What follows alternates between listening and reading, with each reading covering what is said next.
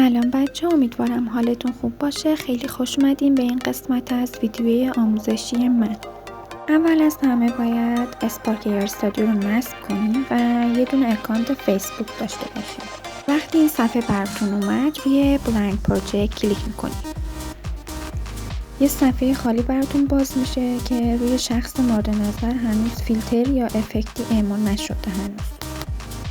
همینطور از این قسمت ویدیو میتونین شکل طرف رو عوض کنین و فیلتر رو روش اعمال کنین. این هم از نمونه ها. حالا من روی این کار میکنم. از این قسمت هم استوب میشه و از اول شروع میشه. اینجا یه دونه کتابخونه داره که میتونین از این قسمت چیزهای آماده رو دانلود کنین و استفاده کنین. توی قسمت بعدی میتونین این برنامه رو توی گوشیتون نصب کنین یا با کارت بهش وصل کنین و افکت رو چک کنین. اوکی، let's start. اول اد آبجکت رو میزنین و یه دونه فیس ترکر ایجاد میکنین.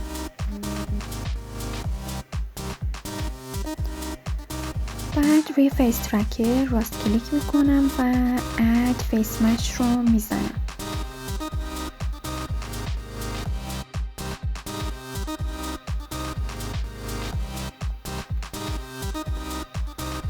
از این قسمت هم میتونیم چشمش رو یا دهنش رو هاید کنیم. حالا من هایدش نمی کنم.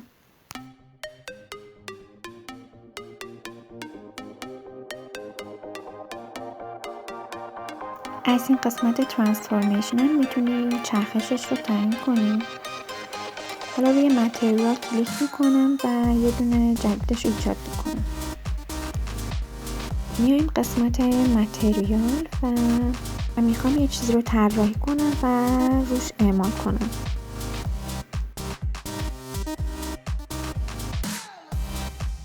اول از همه میریم توی گوگل و اسپارک یا فیس رفرنس رو میزنیم.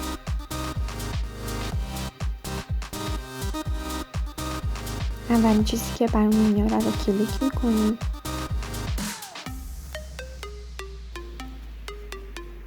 و این صفحه رو برامون میاره.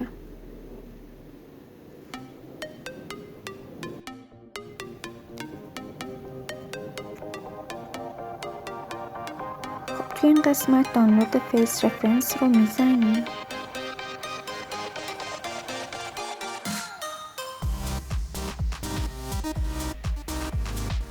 این فایل رو برامون میاره.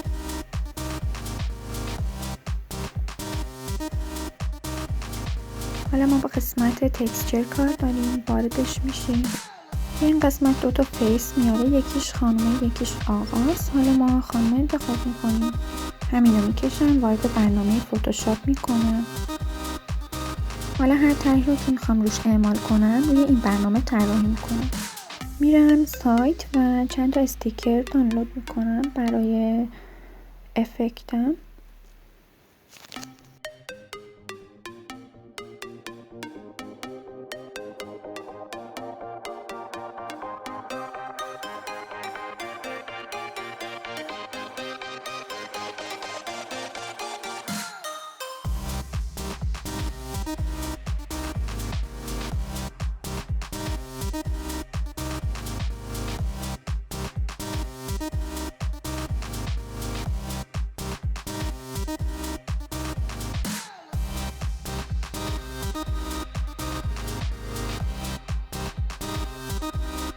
خب میخوام از این استفاده کنم.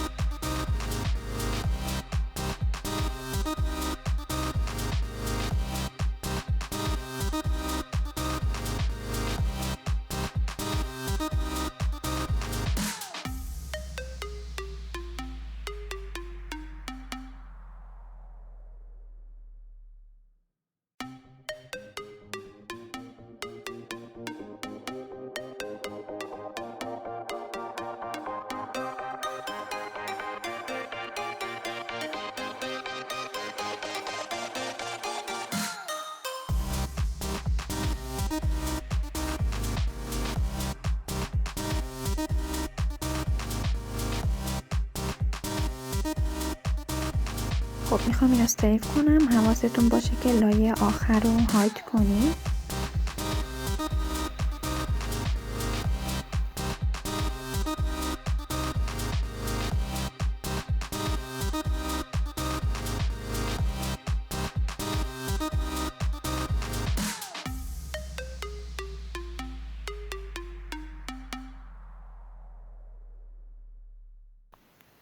به صورت PNG ذخیرش میکنیم.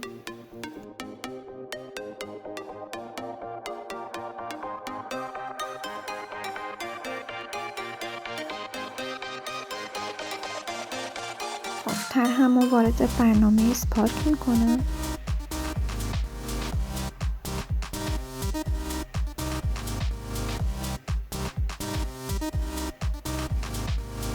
از قسمت تکسچر چوز فایل میکنم و طرحم رو وارد میکنم.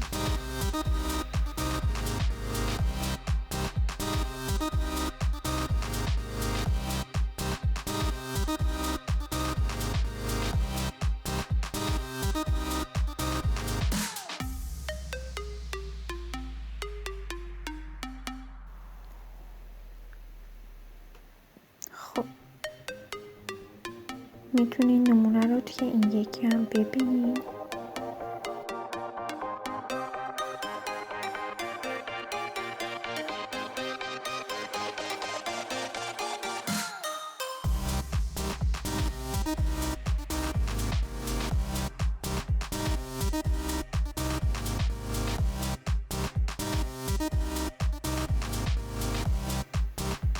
حالا دوباره اد آبجکت رو میزنم، فیس ترکر، راست کلیک میکنم و دوباره اد فیس مش میکنم.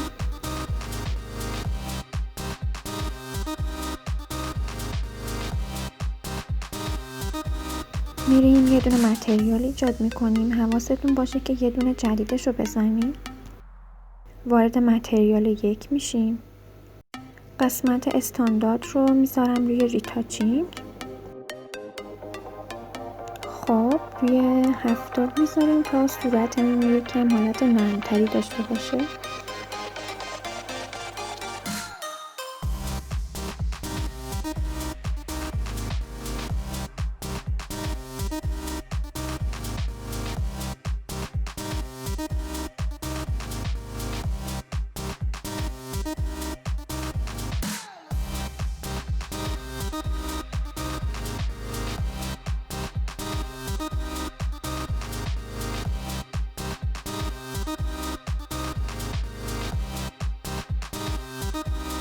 حالا میخوایم یه کاری کنیم که بالای سرمون یه چیزی بیاد که حرکت کنه با حرکت سرمون.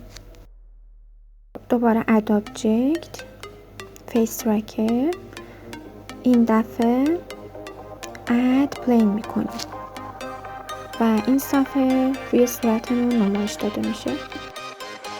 این قسمت ترانسفورمیشن میتونیم مکانش رو تغییر بدیم. من اینو میکنم 0 و 2. و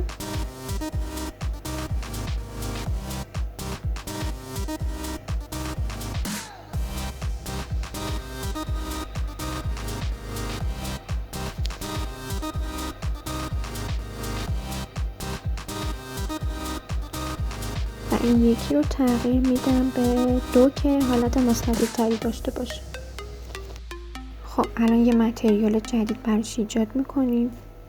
روی متریال 2 کلیک میکنم و دوباره فایلی رو که میخوام بالای سرش اعمال کنم رو توی برنامه فتوشاپ طراحی میکنم و بعد وارد برنامه میکنم.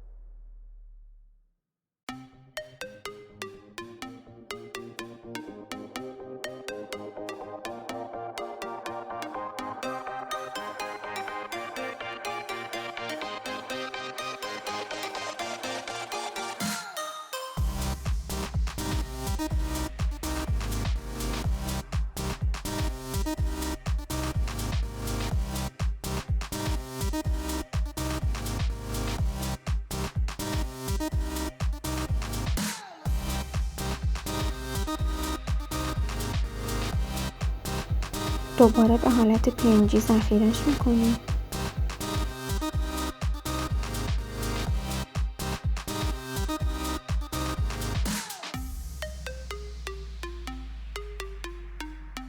خب از قسمت تکسچر چوز فایل میکنیم و اضافهش میکنیم. حالا شما هر طرحی که دوست داشتین میتونین اعمال کنید. حالا میریم سراغ آپلود کردنش، اکسپورتش میکنیم و توی سایت اعمال میکنیم.